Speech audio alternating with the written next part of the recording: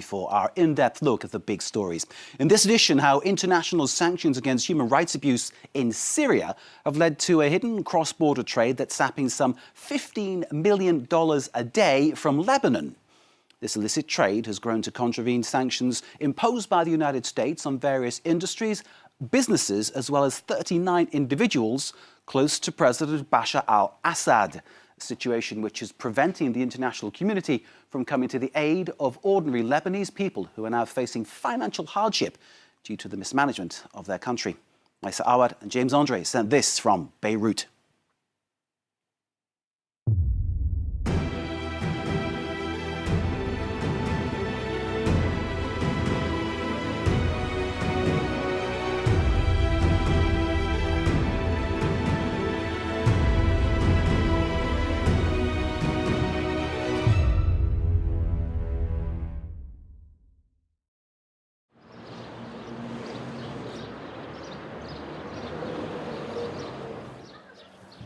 Sheikh Nasruddin's bodyguards are preparing for a trip to the Syrian border.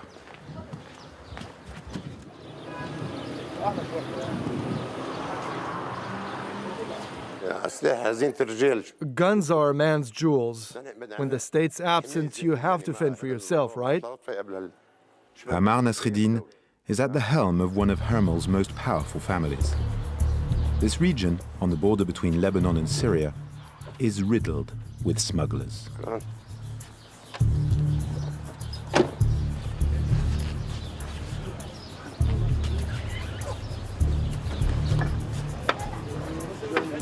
This is a family outing.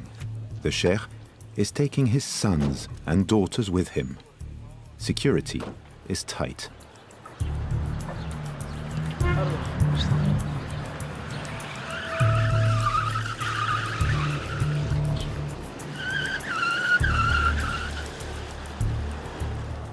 We are on the road to Al-Qasr village in Haush Sayyid Ali on the Syrian border. You're going to see the smuggling with your own eyes. People in Hermel complain that their area has been abandoned by the Lebanese state. There are no hospitals or universities here. The locals' largest source of revenue was wiped out when the government cracked down on drugs in 1990. All of this land belongs to our family, the Nasruddin family. 10 or 15 years ago, all of those fields were planted with cannabis. Those were more comfortable times. We could pay our taxes, our bills. Now people have nothing left to lose. At the end of this road, a first Syrian flag appears, along with soldiers loyal to Bashar al-Assad's government. That's the Syrian army. We call them the Hijane. They're policing the border. There is no checkpoint, not even a signpost, but we've just left Lebanese soil and entered Syrian territory. This road that runs along the canal is one of the border's most active smuggling hotspots. The flow of motorcycles and tinted-windowed SUVs appears never-ending opposite the Syrian army's positions, placed every few hundred meters.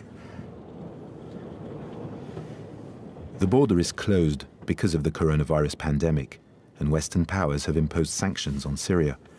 The United States are enforcing the Caesar bill that bans all transactions with entities linked to Bashar al-Assad or his entourage. Officially, nothing is supposed to cross the border. Sheikh Ammar takes us to a plot of land he owns along the canal. I'm taking you right onto the border. You'll see the smuggling for yourself. Let's get there before the smugglers run off. That's the Assi River. It's also the border between Lebanon and Syria. And look, you can see the Syrian border guard. There's an operation taking place over there on the bridge. The cars park, and they load them up.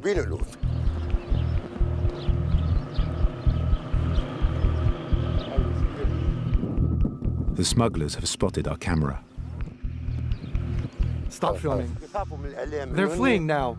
What they're doing is illegal, but personally, I don't think it's illegal. They're Lebanese, not Syrian. They're Lebanese.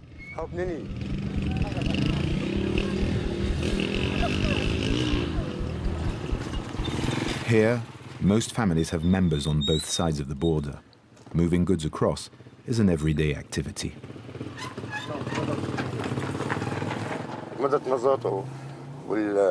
A little bit of diesel, a gas cylinder, that's the trafficking that's going on. It's not going to ruin a country, a state where the people are respected and a state that respects its people. What are we supposed to do? Let them come up with an alternative. The sheikh is playing down the smuggling. But some traffickers are willing to invest large sums to be able to move big quantities across. It's a petrol station. They're building it on the border, of course. If they can make a living out of some trafficking, they'll do it. The fuel is delivered legally on the Lebanese side and then smuggled into Syria. The road crosses back into Lebanon. Al-Kasr village is known as a major trafficking hub. It's a Shiite stronghold controlled by Hezbollah and Amal. God bless the soul of General Suleiman, and may Nasrallah live a long life. They have restored our dignity and our strength. Here, there are trucks full of merchandise. See that truck?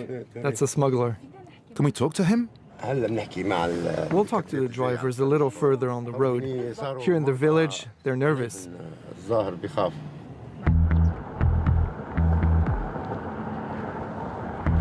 The road snakes up north towards other passage points that dot the 370 kilometers of border with Syria.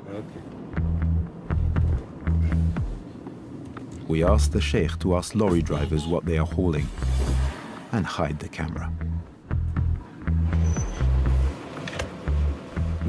Get out of your truck. Get out. Don't be afraid. Where are you from? Israel in the north. You're from Israel? What are you doing around here? I'm transporting sheep. What's in your truck? A car. Ah, a scrapped car. What goods are you carrying? It's hay. May God give you strength. Some of it goes to the north of Lebanon, some of it goes to Syria. If there's a price difference, they'll smuggle it to make a profit. That's their job.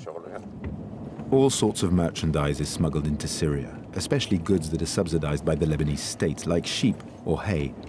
Traffickers aren't even running a big risk. The case is handled by the Financial Prosecutor's Office. You pay and you're free to leave. It happens all the time. We asked to return via the Canal Road on the Syrian side. This time the smugglers are more active. Trucks are being unloaded right opposite the Syrian border posts.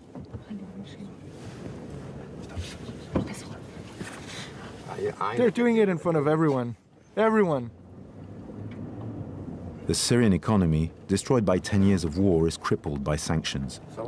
Soldiers have no interest in stopping the smuggling.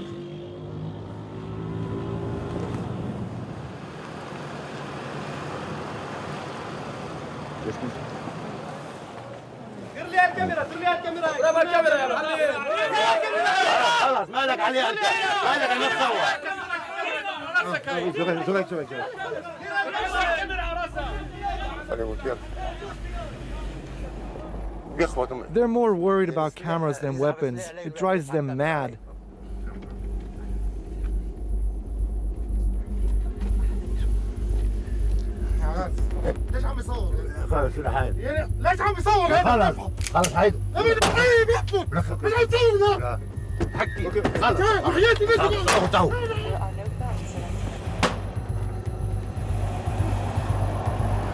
It's a disgrace.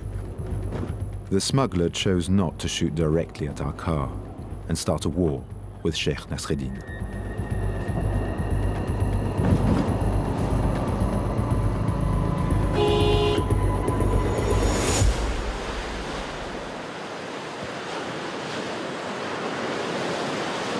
Lebanon is facing economic turmoil. Corruption, political upheaval, capital flight, smuggling, and coronavirus have come together in a perfect storm. The whole country is affected, including Beirut, the capital.